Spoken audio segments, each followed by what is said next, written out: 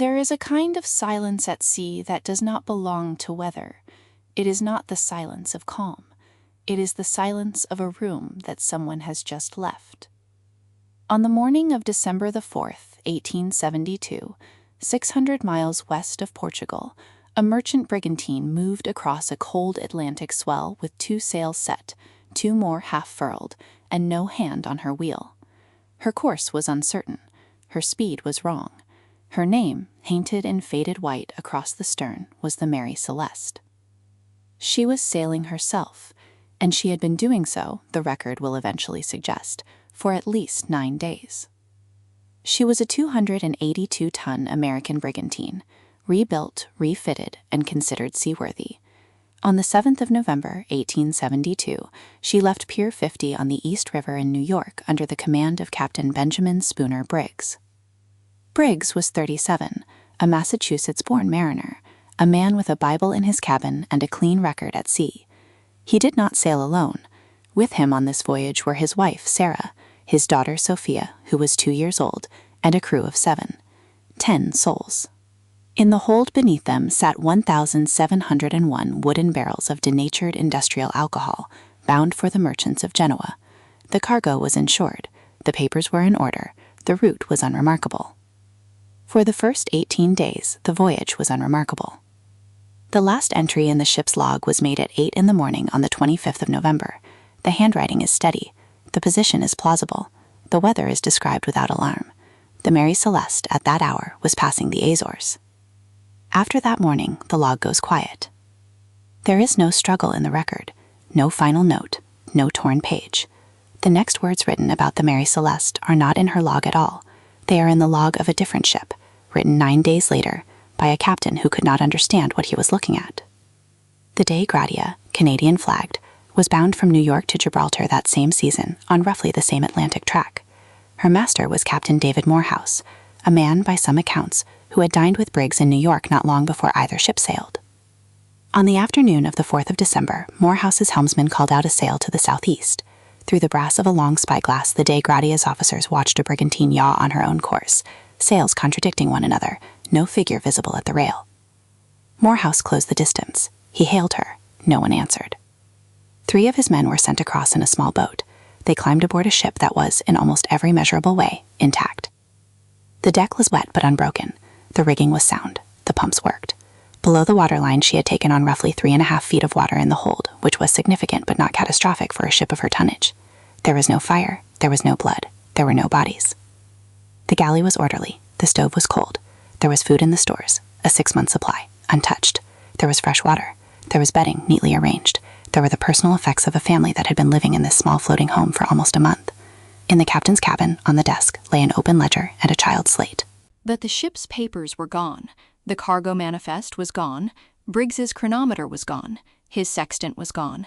The single ship's lifeboat, the one piece of equipment designed to carry souls away from her, was also gone, lifted clean from its davits, the ropes by which it had been launched still trailing. In the hold, of the 1,701 barrels of alcohol, 1,692 were full and sealed. 9 were empty. Those 9 alone among the cargo had been built of red oak, a wood more porous than the white oak of the rest.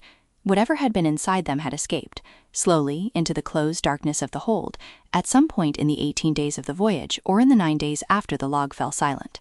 There is no way from the wood alone to say which.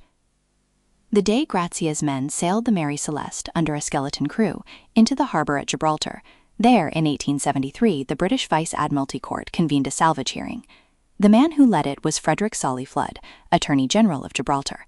Solly Flood was thorough, suspicious, and disinclined to believe in mysteries. He suspected at first mutiny. He suspected the alcohol cargo had been broken into and the crew had killed the captain in a drunken fit. He suspected Morehouse and Briggs of conspiring to fake an abandonment for insurance. Months of testimony were taken. The ship was inspected. Stains on the deck were tested and proved not to be blood. The barrels were counted and counted again. The crew of the Dei Gratia gave their evidence, and their evidence held. In the end, the court issued no verdict of foul play. It awarded the salvors a sum considered modest, the kind of sum that is paid when a court is not satisfied but cannot prove what its dissatisfaction is about. The Mary Celeste was returned to her owners. She sailed again. The case file did not close. In the century and a half since, the file has been reopened many times.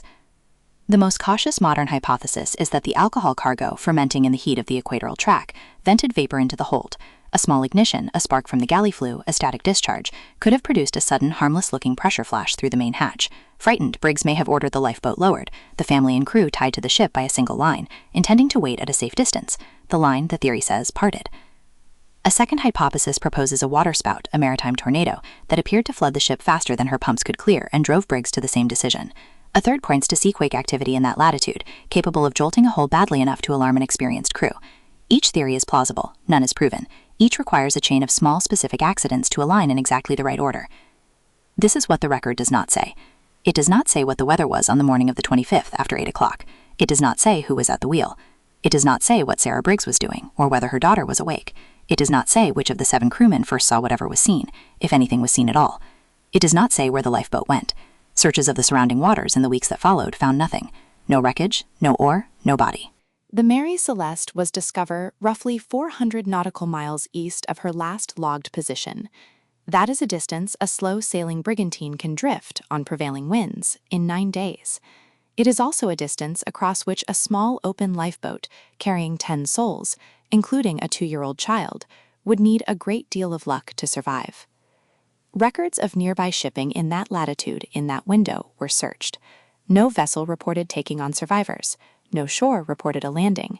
No body in any port of the Western Mediterranean or the Eastern Atlantic was ever identified as belonging to anyone aboard. 10 people walked or were taken off a ship that was still floating. They left behind food, water, dry beds, the toys of a child, and a course that, with one hand on the wheel, would have brought them safely to Gibraltar. The official record in 1873 ruled no signs of foul play. It did not rule what had happened, it only ruled what had not. Some files, when you set them down, feel finished. The pages line up, the witnesses agree, the light of the lamp falls evenly across the desk. The Mary Celeste is not one of those files. Her ledger sits on the corner of this desk, where it has sat for 153 years, and it does not close. The candle burns lower, the ink dries. The names, Benjamin, Sarah, Sophia, and 7 men whose surnames the manifest still preserves, wait quietly for the rest of their sentence. If the unfinished histories haunt you the way they haunt me, there is another file on the shelf beside this one. The candle is still good for a while yet.